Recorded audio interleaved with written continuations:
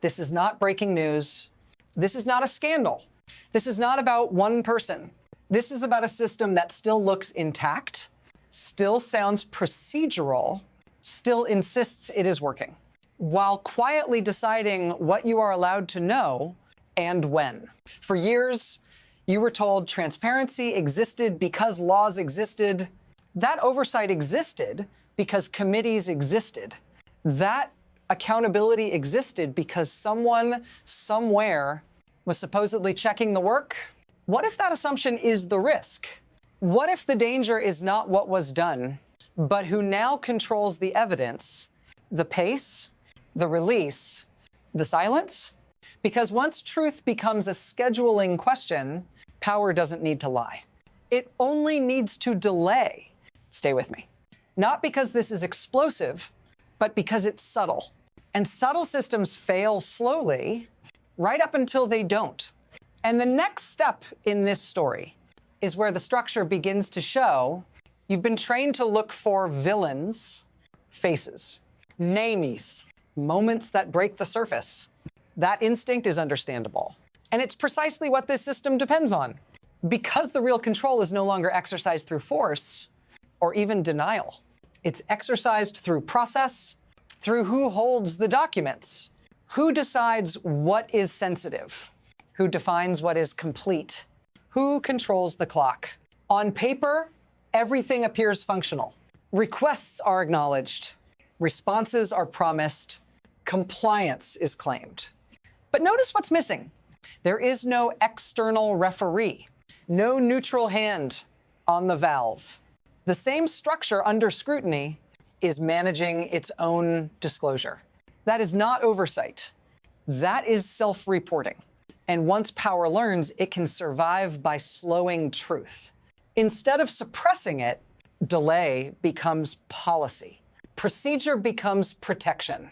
This is how systems avoid collapse. Not by resisting pressure, but by absorbing it. And that absorption phase is where the most dangerous shift begins.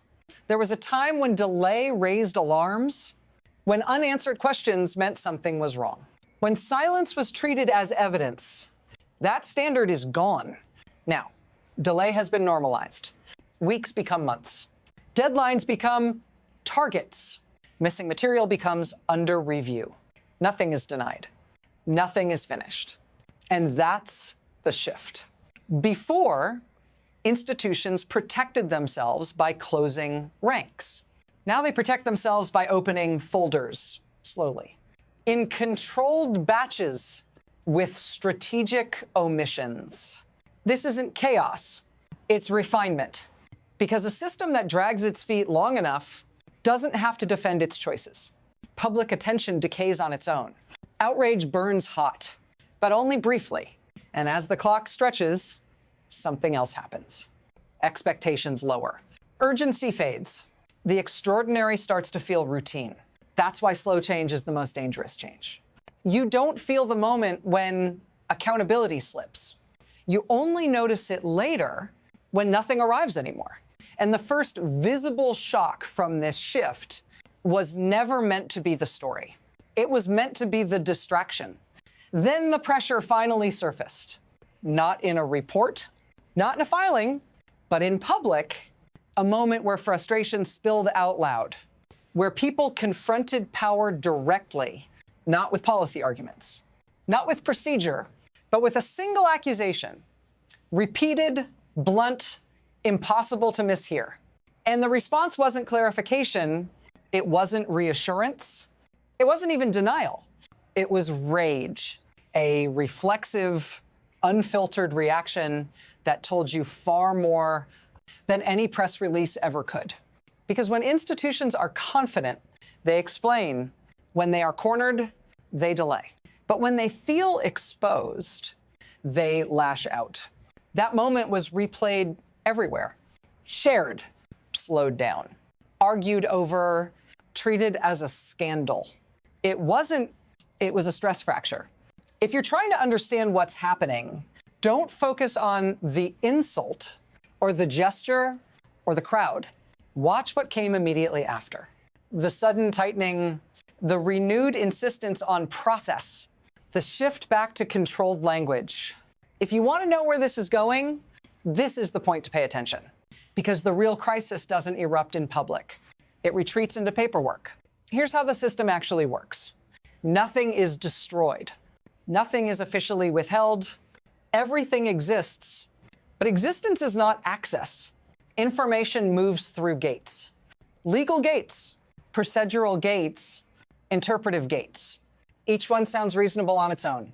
Privacy concerns, ongoing reviews, jurisdictional limits, resource constraints. Stack them together, and something changes. Responsibility dissolves. No single actor blocks disclosure. Each one just slows it, redirects it, qualifies it. By the time the material reaches daylight, it's thinner, fragmented, contextless. And here's the crucial part. The people absorbing the damage are not the ones making the decisions. They are the public waiting, the survivors, unnamed. The institutions meant to restore trust, now asking for patience. Meanwhile, delay protects everyone already inside the system. Time blurs memory. Attention moves on. Pressure redistributes. This is not corruption in the cinematic sense. It's insulation, and once insulation becomes normalized, even lawful demands start to feel optional, which is why the next development was never about cooperation. It was about control slipping. Then the pace changed. Not forward, sideways. A court stepped in, not to accuse, not to rule, but to ask a question that hadn't been asked out loud. Who decides what compliance looks like? Because suddenly, we're working on it wasn't enough. Suddenly, deadlines mattered again. Suddenly, the system was being asked to explain its own delays. And the response was immediate. Deflection, redirection. A new target introduced into the frame, not evidence, not timelines. Another person, another fight.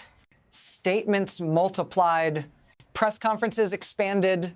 Everyone was talking about everything, except the documents. Millions of pages, they said. Thousands of hours, they said. Too complex, too sensitive, too soon. But here's the problem. Complexity doesn't block accountability. Control does. And when oversight becomes adversarial, process becomes a shield. Because now, delay isn't just administrative, it's strategic. And once delay turns strategic, the system isn't protecting information anymore. It's protecting itself. Here's where this reaches you. Not as a headline, not as a debate, but as a quiet recalibration of what you're expected to tolerate. You are told to wait, to be reasonable, to trust that someone, somewhere, is handling it. But every delay trains you. It teaches you that answers take too long to matter. That accountability is technical. That urgency is naive. And over time, you stop expecting closure at all. If you've ever wondered why institutions feel distant now, why explanations feel thinner, why confidence never quite returns, this is why. Because systems that manage truth instead of releasing it don't just control information, they condition behavior. They teach the public to lower the bar, to accept partial disclosure as effort, to confuse motion with progress. If this feels unsettling, it should. Not because of what you know, but because of what you've been trained not to demand. If this matters to you, don't look away at the procedural parts. That's where outcomes are decided. And the consequences of this conditioning don't stop at one case. They ripple outward. This doesn't stay contained. When one system proves it can stall disclosure without consequence, others learn from it across borders, across institutions, across issues that have nothing to do with this case on the surface, because transparency laws don't fail in isolation. They fail by precedent. Once delay is accepted here, it becomes defensible elsewhere. different agencies, different countries, same logic. We've already seen the language spread. Under review, pending verification, subject to redaction. The vocabulary of postponement travels fast. And internationally, this matters. Because cooperation relies on trust, and trust relies on shared expectations of disclosure. When one system demonstrates that truth can be managed indefinitely, partners adapt. They hedge, they withhold, they slow their own processes in response. What looks like a domestic procedural fight quietly reshapes global norms. And the risk compounds because once accountability becomes negotiable, it doesn't snap back easily. It drifts, and where it drifts next is not something anyone fully controls. Which brings us to the future, not as a prediction, but as a narrowing set of paths. From here, the system has three possible directions. The first is adjustment, a controlled release. External oversight added just enough to restore credibility. Deadlines enforced, process tightened. It would look orderly, responsible, technically compliant, but adjustment requires something rare, power voluntarily limiting itself. The second path is erosion. Nothing dramatic, no single failure point, just more delay, more redaction, more disputes over authority. Oversight continues, but weakly. Public attention thins. Each round of disclosure arrives smaller than promised. Accountability doesn't disappear. It thins out until one day, no one expects full truth anymore. And then there's rupture, a moment when delay stops working, when pressure escapes the procedural channels, when courts or insiders or external forces force exposure faster than the system can absorb. Rupture is chaotic, unscripted, destabilizing. And here's the uncomfortable part. The system does not choose between these paths in advance. It drifts toward one based on how long delay remains effective. We're not at the end yet, but we are past the point where time is neutral. If you're waiting for a moment when this becomes undeniable, a clean revelation, a clear turning point, you may be waiting too long. Because systems like this don't fail loudly at first. They fail by proving they don't have to answer. The most dangerous signal is not secrecy. It's normalization. The quiet agreement that delay is acceptable as long as it's explained well enough. Nothing in this story forces a conclusion yet. That's the point. The structure still stands. The language still works. The process still moves slowly. But once a system learns it can survive without full disclosure, it never forgets that lesson. So the real question isn't what will be released or when. It's whether you'll notice the moment when waiting became the outcome. If you want to understand where this leads next, don't stop at the personalities, follow the procedures. Track who controls the clock, because the next phase of this story won't announce itself. And if you're not watching closely, you won't feel it happen at all. Stay with this. There's more coming.